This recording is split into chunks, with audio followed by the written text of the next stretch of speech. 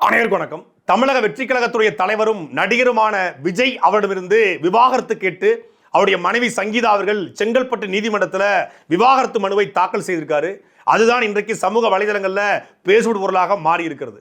ஒருவருடைய தனிப்பட்ட வாழ்க்கையை வைத்து அவரை விமர்சிப்பது சரியாக இருக்குமா, எதனால இது ரெண்டு பேருக்கும் பிரச்சனை அப்படிங்கிறதான் இந்த காணொலி நம்ம தெளிவாக பார்க்க போறோம். நீதி வழங்கும் போது அண்ணன் தம்பி சொந்தம் பந்தம் பணக்கார ஏழை எதையுமே பார்க்க கூடாதுடா, நாயத்தை மட்டும் தான் சொல்லணும். விஜய் அவர்கள் அரசியல் கட்சி தொடங்கிய பிறகு அவருடைய கட்சியினுடைய முதல் மாநாட்டிற்கும் கட்சியினுடைய இரண்டாவது மாநாட்டிற்கும் அவருடைய இசை நிகழ்ச்சி ஜனநாயகம் இசை நிகழ்ச்சிக்கும் அவருடைய மனைவி அவருடைய பிள்ளைகள் வராதது சமூக வலைதளங்களில் பேசுபவர்களாக மாறியது. ஆனால் அவருடைய பர்சனல் அவருடைய குடும்பம் வரலாம் வராமல் போகலாம் அப்படின்னு சொல்லி பல பேர் சொன்னாங்க. சில பேர் அதை தொடர்ச்சியாக பேசிக்கொண்டே இருந்தாங்க. நெருப்பு இல்லாமல் புகையாது அப்படின்னு சொன்னாங்க. இன்றைக்கு அது வெட்ட வெளிச்சமாக வெளியே வந்திருக்கிறது. சங்கீதா அவர்கள் விவாகரத்து கேட்டு செங்கல்பட்டு குடும்ப நீதிமன்றத்தில் 12 பக்க மனுவை தாக்கல் பண்ணியிருக்காங்க வழக்கறிஞர் மூலமாக. நேற்றைக்கு இந்த மனு மீதான விசாரணைக்கான சம்மன் ஒரு எதிர் மனுதாரர் விஜய் என்பதனால அவர்கிட்ட இந்த மனுவை நீதிமன்றத்தில் கொடுக்க போயிருக்காங்க. அவர் இதை வாங்க மறுத்ததாகவும் நாளைக்கு மறுநாள் அவர் வீட்டில் போய் நீதிமன்றம் சார்பாக இந்த மனுவை ஒட்ட இருப்பதாகவும் செய்தியில் வந்திருக்கிறது. அதே போல் ஏப்ரல் 20 இந்த வழக்கினுடைய விசாரணை தொடங்க அறிவிச்சிருக்காங்க. ரெண்டு பேருக்கும் என்ன பிரச்சனை அப்படிங்கிறத அவங்களே சொல்லிட்டாங்க. அதை மீண்டும் சொல்ல வேண்டிய தேவையோ அவசியமோ யாருக்கும் கிடையாது. இன்னொன்று, ஒரு விஜய் அவருடைய அரசியல் நம்ம எதுக்குறோம், கொள்கை ரீதியாக கொள்கையே அவர்கிட்ட இல்லை அதனால் விமர்சிக்கிறோம். அவருக்கு எந்த இலக்கும் இல்லை அதனால் விமர்சிக்கிறோம். அவர் எடுத்து வைக்கிற கருத்துக்களில் பிழை இருக்குது அதை விமர்சிக்கிறோம். அரசியல் ரீதியாக கொள்கை ரீதியாக கோட்பாட்டு ரீதியாக தான் விஜயோட முரண்படுமே ஒழிய விஜய் என்கிற தனிப்பட்ட மனிதனோடு எந்த முரணும் கிடையாது, நமக்கு கிடையாது. ஆனால் அந்த தனிப்பட்ட முரணோடு அவர் மனைவி முரண்பட்டு ஒரு விவாகரத்து வழக்கை கொண்டு போயிருக்காங்க. இப்போ ரெண்டு பேரும் மியூச்சுவல் கன்சர்னில், தமிழ்நாட்டில் ஒரு பிரபலமான ஒரு திரை பிரபலம் அவரும் அவருடைய மனைவியும் சமீபத்தில் மியூச்சுவல் கன்சர்னில் ரெண்டு பேரும் இரு மனதும் ஒத்து போய் விவாகரத்து வாங்கினாங்க. நீதிமன்றம் அதை ஏற்றுக்கொண்டு ரெண்டு பேருக்கான விவாகரத்தையும் கொடுத்து விட்டது. அப்படி பல்வேறு வழக்குகள் இருக்கு. இன்னைக்கு குடும்ப நீதிமன்றங்களில் இருதரப்பும் ஒத்து போய் விவாகரத்துக்கிறாங்க. இன்னொரு நடிகர் விவாகரத்து கேட்டார், அவங்க மனைவி கொடுக்க மறுத்தாங்க. அந்த வழக்கும் தமிழ்நாட்டில் ஒரு பெரிய நடிகர் அதுவும் போய் கொண்டிருக்கு. அதை நம்ம கேள்வி கேட்க வேண்டிய தேவையே ஏற்படலை. இங்கே ரெண்டு தரப்பும் ஒத்து போய் விவாகரத்து கேட்கல. விவாகரத்து கேட்ட சங்கீதா அவர்கள் மனதளவிலையும் உடலளவிலையும் நான் 2021 பாதிக்கப்பட்டிருக்கேன் அப்படிங்கிற வார்த்தையை பதிவு பண்ணுறாங்க. விவாகரத்துக்கான காரணங்களை மிக அழுத்தமாக அடிக்கிருக்காங்க. இன்னும் அவர் தரப்பிலிருந்து அழுத்தங்கள் வந்தால் அந்த பெயரோடு நான் ஆதாரங்களை நீதிமன்றத்தில் சமர்ப்பிக்க தயாராக இருக்கிறதும் சொல்லியிருக்காங்க. இதில் என்னன்னா, உடல் ரீதியாகவும் மன ரீதியாகவும் நான் பாதிக்கப்பட்டிருக்கேன்னு சொல்லி சங்கீதா அவர்கள் சொல்கிறாங்க. உடல் ரீதியாக மன ரீதியானா கிட்டத்தட்ட டொமஸ்டிக் வயலன்ஸ், ஒரு குடும்ப வன்முறையை நீதிமன்றம் செக்ஸுவல் அபியூஸு, எக்கனாமிக் அபியூஸு, அப்புறம் எமோஷனல் அபியூஸு, சைக்காலஜிக்கல் அபியூஸ்னு பல்வேறு வகையில் வகைப்படுத்துகிறாங்க. இதில் அவங்க உடல் ரீதியாக மன ரீதியாக நான் துன்பப்பட்டிருக்குன்னு சொல்கிறாங்க. உடல் ரீதியாக மன ரீதியாக 4 ஆண்டு கால துன்பப்பட்டேன், அதுக்கான காரணங்களையும் வெளிப்படைத்தன்மையோட அவங்க சொல்லியிருக்காங்க. இப்போ அது பேச வேண்டிய செய்தி இல்லை. 5 ஆண்டு காலம் ஏன் அவங்க காத்திருந்தாங்க, அப்போவே சொல்ல வேண்டியதானே. 2021 அவருக்கு தெரிஞ்சிச்சுல, 2021 தெரிஞ்சது இப்போ ஏன் சொன்னாங்க அப்படின்னு சங்கீதா அவர்களை நோக்கி கேள்வி கேட்க ஆரம்பித்திருக்கிறது தாவேக்காவுடைய விர்ச்சுவல் வாரியர்ஸ். விஜயினுடைய தனிப்பட்ட வாழ்க்கையை அசிங்கப்படுத்தணும், தனி மனித ஒழுக்கத்தை அசிங்கப்படுத்தணும், விஜய் இதை வச்சு கேள்வி கேட்கணுங்கிறது சத்தியமாக உடன்பாடு கிடையாது. நான் மரியாதைக்குரிய நயினார் நாகேந்திரன் அவர்கள் விஜய் அவர்கள் குறித்து ஒரு தனிப்பட்ட முறையில் ஒரு வார்த்தையை விட்டதுக்காக நான் நயினார் நாகேந்திரன் அவர்களை கண்டித்து காணொலி வெளியிட்டேன். அது மிக தவறானது. நயினார் நாகேந்திரன் அவர்கள் எப்படி கண்டிக்கப்பட்டாரோ அதுபோல இன்னைக்கு பல்வேறு சமூக வலைதளங்களில் இதை வைத்துக்கொண்டு விஜயை கேள்வி கேட்க ஆரம்பிச்சிருக்காங்க. அது மிக தவறானது. ஆனால் சங்கீதா அவர்களுடைய முடிவு இருக்கு பாருங்க, உண்மையிலே ஒரு போல்டான முடிவு. இன்னைக்கு விஜய்க்கு தமிழ்நாடு முழுக்க ஆட்கள் இருக்காங்க. விஜயனுடைய கட்சி 200-234 தொகுதியில் போட்டி போட போகுதுன்னு தெரியுது. கூட்டணி வச்சா எத்தனை தொகுதின்னு தெரியல, போட்டி போட போகுது. அப்போ ஆட்கள் இருக்காங்க, அவருக்கு பெரிய க்ரௌட் இருக்குது, பெரிய ஸ்ட்ரென்த் இருக்குது. தமிழ்நாட்டினுடைய உச்ச நட்சத்திரம் கேரியருடைய உச்சத்தை அவர் உதவி சொல்கிறாரு. அவருக்கு ஒரு பெரிய க்ரௌட் இருக்குது, உண்மையிலே மாற்று கருத்தே கிடையாது. அப்போ அவ்வளவு கூட்டம் இருக்குன்னு தெரியும், வழக்கறிஞர்கள் இருக்காங்கன்னு தெரியும், அவர்கிட்ட பெரிய மீடியா டீம் இருக்குன்னு தெரியும். தெரிந்திருந்தும் அவங்க போய் இந்த நேரத்தில் ஏதோ ஒரு செய்தியை சொல்ல வராங்க. கிட்டத்தட்ட 1999 அவங்க கூட வாழ்ந்த ஒருத்தங்க, 2 பிள்ளையை பெற்றெடுத்தவங்க. அப்போ அந்த பிள்ளைகளுடைய எதிர்காலம் கருதியோ எவ்வளோ பெரிய மன உளைச்சலுக்கு அவங்க ஆளாயிருந்தா, எவ்வளோ பெரிய துன்பத்துக்கு ஆளாயிருந்தா. கிட்டத்தட்ட முதலமைச்சர் வேட்பாளர் அவர் வந்து தமிழ்நாட்டினுடைய நானும் எங்களுக்கும் திமுகவுக்கு தான் போட்டின்னு சொல்கிறாரு. அப்படிப்பட்ட ஒருத்தரை எதிர்த்து அவருடைய மனைவி நீதிமன்றத்தை நாடுறாங்கன்னா எவ்வளோ பெரிய மன உளைச்சலுக்கு அவங்க ஆளாயிருப்பாங்க அப்படிங்கிறதான் இப்போ பேச வேண்டிய செய்தி. விவாகரத்துகள் தமிழ்நாடு நடைபெறவே இல்லையா? விவாகரத்தை வச்சு ஒருத்தரை கேள்வி கேட்க முடியுமா? கிட்டத்தட்ட மதுரை நீதிமன்றத்தில் மட்டும் 5 லட்சம் விவாகரத்து வழக்குகள் இருக்குது. ஏன் இந்த விவாகரத்து வழக்கு, இந்த 2 பேருக்கு என்ன பிரச்சனை அப்படிங்கிறத எடுத்து நம்ம டிஸ்கஸ் பண்ணவே முடியாத 2 பேரோட பர்சனல். ஆனால் இங்கே சங்கீதா அவர்கள் வைக்கிற குற்றச்சாட்டு என்பது அந்த குற்றச்சாட்டிலும் தாண்டி ஒரு போல்டு லேடியா, ஒரு பெரிய நடிகர், பெரிய அரசியல் கட்சியும் நடத்திக்கிட்டு இருக்காரு, தேர்தலில் பங்கெடுக்க போகுது, எல்லாம் தெரியும். எல்லாம் தெரிஞ்சாலும் இந்த நேரத்தில் நாம் இதை செய்யவில்லை என்றால் எப்போதும் செய்யாமல் போயிடுவோன்னு சொல்லி நிற்கிறாங்க. ஆனால் அவங்கள 2 பேரை பற்றி பேசக்கூடாதுன்னா நீ சங்கீதாவை பற்றியும் பேசக்கூடாதுல்ல, இதை வச்சு அரசியலாக்கக்கூடாதுன்னா சங்கீதாவையும் அரசியலாக்கக்கூடாதுல்ல. சங்கீதா அவர்களை திமுக இயக்குது, சங்கீதாவை சபரிசன் இயக்குறாரு, சங்கீதாவை வந்து திமுக குடும்பம் இயக்குது அப்படின்னு தாவேக்காவுடைய பொறுப்பாளர்கள், தாவேக்காவோட நிர்வாகிகள், தாவேக்காவோட விர்ச்சுவல் வாரிசு எழுத ஆரம்பிக்கிறான்னா இது எவ்வளவு பெரிய அயோக்கியத்தனம். இதனால தான் இது தவறான கூட்டம்னு சொல்கிறோம். அதனால தான் இந்த காணொலியே நான் பேசவே கூட நினச்சேன். ஒருத்தர் பெர்சனலில் பேசுவது சத்தியமாக அதில் உடன்பாடே கிடையாது. ஆனால் நம்ம தாவேக்கா வைத்து வீடியோ போட்டால் திமுக வந்து ஒரு வீடியோக்கு 2 லட்சம் சொல்கிறது, திமுக தான் இயக்குது, பெண் டீம் மாதம் பணம் கொடுக்குன்னு சொல்லுது. அதே போல் இன்னைக்கு சங்கீதா அவர்கள் விஜயனுடைய மனைவி, விஜயை திருமணம் செய்து 25 ஆண்டு காலம் வாழ்ந்த ஒருத்தங்க, சொல்லப்போனால் ஒரு ஈழத்து மகள், அவள் ஈழத்து தேவதை, அவளை நீ வந்து கேள்வி கேட்டு கொச்சைப்படுத்தி அசிங்கப்படுத்தி சமூக வலைதளங்களில் எல்லா கமெண்ட்டையும் படித்து பார்க்குறேன். ஒரு 2 மணி நேரம் படித்து பார்த்தா முழுக்க கடைசி ஆயுதம் ஏவப்பட்டுச்சு, கடைசி அம்பு ஏவப்பட்டுச்சு, கடைசி ஆயுதத்தை ஏவிட்டாங்க, இது பின்னணியில் திமுக இருக்குது, பின்னணியில் சபரிசன் இருக்காரு, பின்னணியில் பெண் டீம் இருக்குது, பின்னணியில் அது இருக்குது, இது இருக்குது. ஒரு பெண்ணு நான் 5 வருஷமாக மன உளைச்சலுக்கு ஆளாயிருக்கேன், நான் உடல் ரீதியாக மன ரீதியாக பாதிக்கப்பட்டிருக்கேன் என்று விவாகரத்து கேட்குறாங்க. அப்போ 2 பேருக்கும் பிரச்சனை இல்லை, திமுக இயக்குற அளவுக்குத்தான் விஜய் தன் குடும்பத்தை நடத்தினாரா? பெண் டீம் இயக்குற அளவுக்கு தான் விஜய் தன் குடும்பத்தை நடத்தினாரா? சபரீசன் இயக்குற அளவுக்கு தான் விஜய் தன் குடும்பத்தை நடத்தினாரா?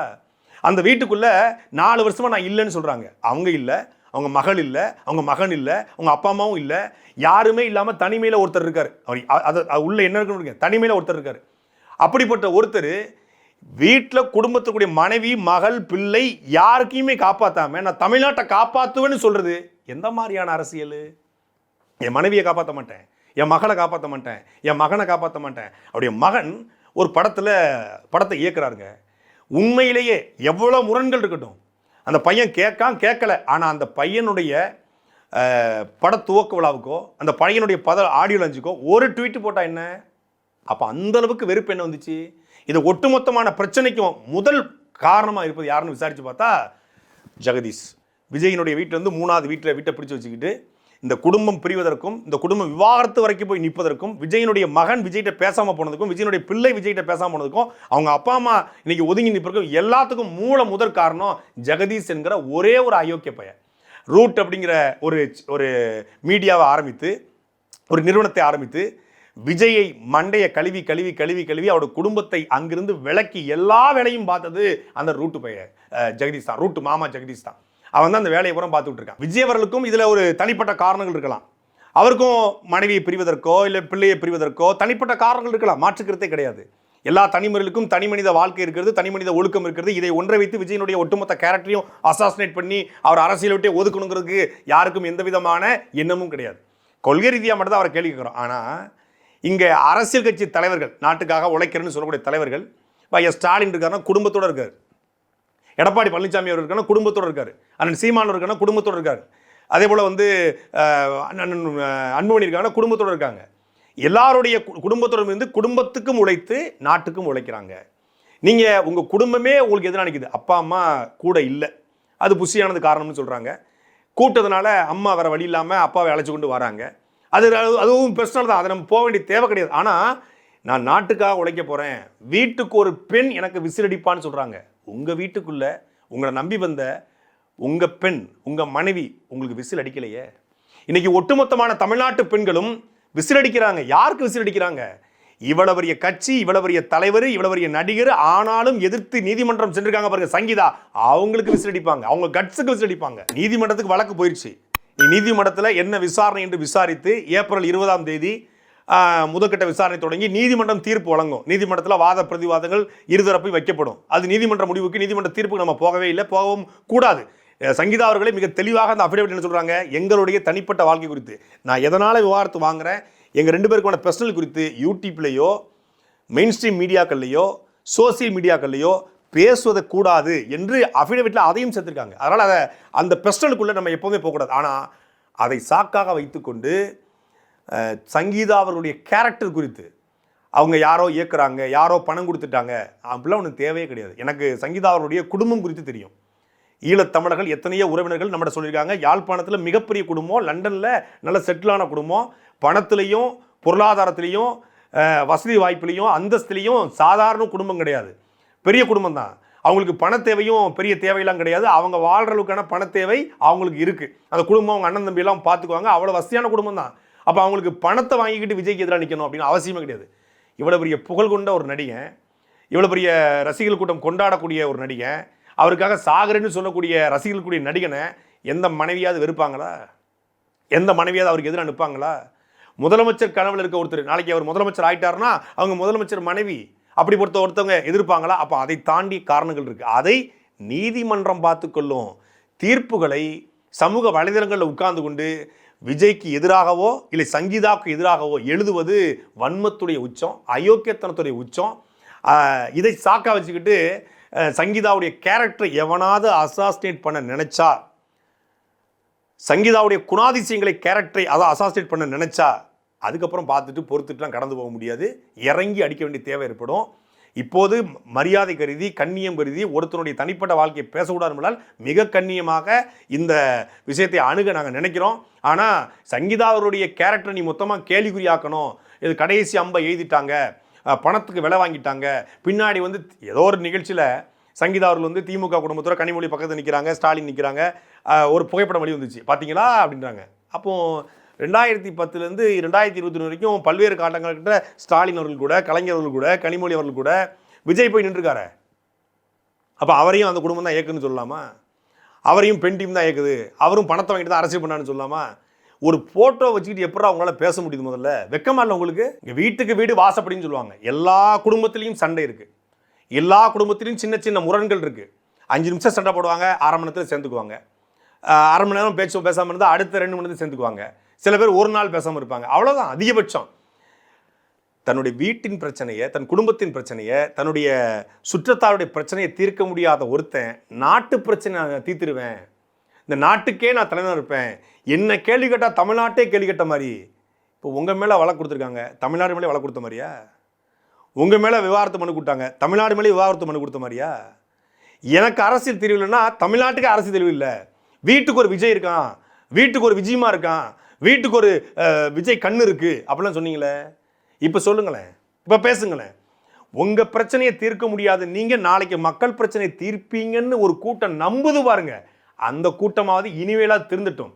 தமிழ்நாட்டில் பல பெண்கள் இந்த டிவியை பார்த்துட்டு இவர் நல்லா ஆடுவார், நல்லா பாடுவார், நல்லா டான்ஸ் ஆடுவார், நல்லா வந்து குடும்ப பிள்ளையாக இருப்பார், பக்கத்து வீட்டு பிள்ளை மாதிரி இருப்பார், எழுத்து வீட்டு பிள்ளை மாதிரி இருப்பார் அப்படின்னு இவரை நம்பி ஒரு கூட்டம் போச்சு. அந்த கூட்டத்தை நினச்சா சிரிக்கவா அளவான்னு தெரியல. அந்த கூட்டத்தை நினச்சா எனக்கு ரொம்ப உண்மையிலே பரிதாபமாக இருக்குது, பாவமாக இருக்குது. தமிழ்நாட்டில் பல பெண்கள் வெறும் டிவியை மட்டுமே பார்க்கக்கூடிய, வெறும் திரையரங்களை போய் படத்தை மட்டுமே பார்க்கக்கூடிய நபர்கள் படத்தில் நடிக்கலாம். உண்மை பாருங்கள், தெரி படத்தில் சமந்தாவை காப்பாற்ற எப்படிலாம் உயிரை விடுறாரு. ஐயோ, மனைவிக்காக பிள்ளைக்காக எவ்வளோ படத்தில் மனைவிக்காக பிள்ளைக்காக அவர் உருவார், மனைவியும் பிள்ளையும் காப்பாற்ற கஷ்டப்படுவார், அந்த பிள்ளைக்காக வந்து தன் வாழ்க்கையை அர்ப்பணிப்பார், கேரளாவில் போய் பேக்கரி வச்சு நடத்துவார். படத்தில் பண்ணுவாருமா, நிஜத்தில் பண்ணுவாரா? நிஜத்தில் பண்ணியிருக்காரா? எல்லா படத்துலையும் ஒரு ஃபேமிலி சென்டிமெண்ட் வச்சுருவார். ஒரு குழந்தை சென்டிமெண்ட்டு, ஒரு அம்மா சென்டிமெண்ட்டு, மனைவியை காப்பாற்றுற மாதிரி, மனைவிக்காக உருகிற மாதிரி. தெரி படத்தில் வந்து மனைவியை காப்பாற்ற முடியாது. இந்த மெர்சல் படத்தில் பார்த்தா ப்ரெஸ்ஸை வழியில் அப்படியே துடிச்சிட்டு இருப்பாங்க. மனைவி இங்கே வந்து மருத்துவமனையில் சண்டை போட்டு கலவரம் பண்ணி அடித்து தூள் கிளப்பி மனைவிக்காக உயிரை விடுவாப்புல. படத்தில் மனைவிக்காக உயிரை விடுறது, பிள்ளைக்காக உயிரை விடுறது, அப்பா அம்மாவை காப்பாற்ற உயிரை விடுறது, எல்லாம் பண்ணுறது, பிள்ளைக்காக வாழ்க்கையை அர்ப்பணிக்கிறது. படத்தில் பண்ணுறதெல்லாம் நிஜத்திலையும் பண்ணுவான்னு நம்பிக்கொண்டு, படத்தில் நடப்பதெல்லாம் நிஜத்திலையும் நடக்கும் நம்பிக்கொண்டு ஒரு கூட்டம் அவர் பின்னால் கண்ணை மூடிக்கிட்டு போகிற கூட்டத்துக்கு தான் சாட்டை எடுத்து அடிச்சிருக்காங்க சங்கீதா. கடைசியானத கூட்டத்தில் விஜய் வந்து தமிழ்நாடு முதலமைச்சரை பார்த்து எங்களுக்கு இடம் கொடுக்க மாட்டீங்க சிஎம் சார், எங்களுக்கு இடம் கொடுங்கன்னாரு. உங்கள் கூட்டம் நடத்த இடம் கொடுக்கலாம் அப்புறம் இருக்கட்டும், முதல்ல உங்கள் மனைவி பிள்ளைகளுக்கு வீட்டில் இடம் கொடுங்க. அவங்களுக்கு வீட்டு இடம் கொடுக்காம நீங்கள் போராடுறதுக்கும் ஆர்ப்பாட்டம் பண்ணுறதுக்கும் ஊருக்குள்ளே இடம் கட்டிட்டு இருக்கீங்க. மக்களுக்கு நீதி அப்புறம் வாங்கி தரலாம். உங்கள் மகனுக்கும் மகளுக்கும் நீதியை நீங்கள் கொடுங்க. உங்கள் கட்சியுடைய மேனிஃபெஸ்டோவை அப்புறம் வெளியிடலாம். முதல்ல உங்கள் பிள்ளைகளுக்கு நீங்கள் என்ன பண்ணுறீங்கிற மேனிஃபெஸ்டோவை வெளியே வெளியிடுங்க. ஏன்னா உங்களை லட்சக்கணக்கான இளைஞர்கள், திருமணமாகாத இளைஞர்கள் பின்பற்றான். நீங்கள் உங்கள் குடும்பத்தை எப்படி கையாளுறீங்க அப்படிங்கிறத பொறுத்து தான் அவன் நாளைக்கு அவன் குடும்பத்தை கையாள போகிறான். இந்த உச்சநீதிமன்றத்தில் போய் நான் காருக்கு வரி கட்ட மாட்டேன், நான் வந்து இன்கம் டேக்ஸ் கட்ட மாட்டேன்னு சொல்லி அசிங்கப்பட்டு அவமானப்பட்டு வந்தீங்களே, அது மாதிரி ஜீவனாம்சம் கட்ட மாட்டேன்னு சொல்லி போயிடாதீங்க, கேவலப்பட்டுருவீங்க. நான் ஒரு மேடையில் விஜய சைக்கோன்னு சொல்லிட்டேன். எல்லாரும் கொந்தளிச்சாங்க. சில ஊடகவியலாளர்கள் கூட கூப்பிட்டு அந்த வார்த்தையை பதிவு பண்ணாதீங்கன்றாங்க. சில யூடியூபர்ஸ் கூட கூப்பிட்டு அந்த வார்த்தையை பதிவு பண்ணாதீங்கன்றாங்க. ஏன் அந்த வார்த்தையை சொன்னீங்கன்னு கேட்டாங்க. ஏங்க, ஒரு மக்கள் கூட்டத்தில் போயிட்டு இருக்கும்போது லைட்டை ஆஃப் பண்ணி போட்டு ஆன் பண்ணி போட்டு விளையாடுறவன் யாருங்க? 41 பேர் துடிக்க சாகும் பொழுது அதை விட்டு போட்டு களத்தை விட்டு ஓடி போறவன் யாருங்க? 41 பேர் செத்த பிறகும் தன் காலதாமதத்தால் செத்த போதும், தண்ணி இல்லாமல் கழிவறை இல்லாமல் பெண்கள் இறந்த போதும் என் மேலே பழி போட்டுட்டீங்கன்னு சொல்லி 6 மாதம் கழிச்சு முதலமைச்சரை நோக்கி கேள்வி கேட்குறவங்க பேர் என்னங்கன்னு நான் கேட்டேன். அதெல்லாம் நான் சொல்றது அரசியல் ரீதியான காரணங்கள் தான். ஆனால் சங்கீதா அவர்கள் இன்னைக்கு வெளிப்படையாக சொல்லியிருக்காங்க, அவர் ஒரு சைக்கோ என்று சொல்லாமல் சொல்லியிருக்காங்க. நம்ம அரசியல் ரீதியாக சொல்கிறோம். அவர் வந்து 4 மணி நேரம் வீட்டுக்குள்ளே பூட்டிட்டு ஜன்னலே பார்த்துட்டு இருப்பாரு. நாங்கள் 4 மணி நேரம் வீட்டை தனி ஒரு பெரிய பங்களாங்க, 1.5 ஏக்கரோ 2 ஏக்கரோ பெரிய பங்களாக்குள்ளே யாருமே இல்லாமல் ஒருத்தன் ஜன்னலை மட்டுமே பார்த்துக்கிட்டு 4 மணி நேரம் உட்கார்ந்துருக்கான் அப்படின்னா அவனுக்கு பேர் என்னங்கிற கேள்வியை நாம் கேட்டபோது பணத்துக்காக பேசுகிறீங்க, விஜய் வளர்ந்துட்டாருன்னு பேசுகிறீங்க, நாம் தமிழ் கட்சிக்கு ஓட்டு வராமல் போயிடும்னு பேசுகிறீங்க, நாம் தமிழ் கட்சி அழிச்சுவாருன்னு பேசுகிறீங்க, அப்படி இப்படின்னு உருட்டாங்க. இன்றைக்கி அவருடைய மனைவி அவரை ரசித்து ரசிகையாக இருந்து சாதாரணமாக கல்யாணம் பண்ணிக்கல, அவருடைய ரசிகையாக இருந்தாங்க. ரசிகையவே மணந்து கொண்ட நடிகர்னு அன்றைக்கி எழுதப்பட்டுச்சு.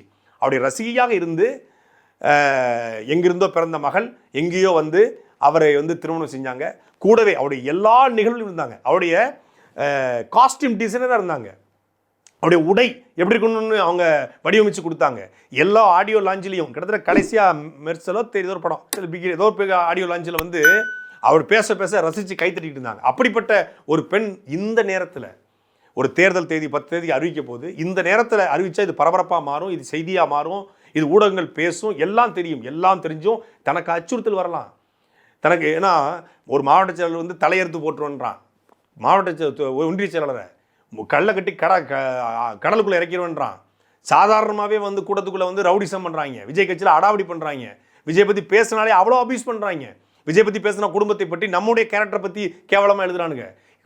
இன்ஸ்டாகிராமில் கமெண்ட்டை திறந்தால் முழுக்க கெட்ட வார்த்தை. விஜயை நோக்கி எங்கேயோ உட்காந்து கேள்வி கேட்குற நம்மளையே தேனிக்கு வா, சேலத்துக்கு வா, தலை இருக்காது முண்டை இருக்காதுன்னு கொலை மிரட்டல் விடக்கூடிய இந்த கும்பலுக்கு விஜயினுடைய ஒட்டுமொத்தமான குணாதிசயங்களையும் நீதிமன்றத்தில் போய் சமர்ப்பிச்சிருக்காங்க. அவரால் என் பிள்ளைகள் சமூக வலைதளங்களில் பார்த்து அவர் சார்ந்தவர்கள் சமூக வலைதளங்களில் செய்த செயல்களால் நாங்கள் மன உளைச்சலுக்கு ஆளாயிருக்கோம்னு சொல்லி சங்கீதா அவர்கள் நீதிமன்றத்தில் அஃபிடவிட் தாக்கல் பண்ணியிருக்காங்க. கிட்டத்தட்ட நான் சொன்ன வார்த்தையை மறைமுகமாக சங்கீதா அவர்கள் சொல்லியிருக்காங்க. இப்போ நீதிமன்றம் தீர்ப்பு வழங்க போகிறது, அதில் மாற்றுக்கிறது இல்லை. ஆனால் அதுக்கு முன்னாடி அவங்களுடைய கேரக்டரை யாரும் அசாசிட் பண்ணுறதுக்கு இங்கே எவனுக்கும் உரிமை கிடையாது. அதை செய்தால் அது வன்மையாக கண்டிக்கத்தக்கது. நீதிமன்றம் 2 பேருக்குமான வாத பிரதிவாதங்கள் விசாரித்து தீர்ப்பு வழங்குவாங்க. ஆனால் இப்படிப்பட்ட தன் குடும்பத்தை கூட பார்த்து கொள்ளாத, தன் மனைவியை மன உளைச்சலுக்கும் உடல் ரீதியாகவும் துன்பத்துக்கு ஆளாக்கிய ஒருத்தன் தலைவனா என்கிற கேள்வியை மட்டும் தமிழ்நாட்டு மக்கள்கிட்ட நான் எழுப்புறேன். சாட்டை எடுத்து நாட்டை திருத்து, இளம் தலைமுறை தானே நீ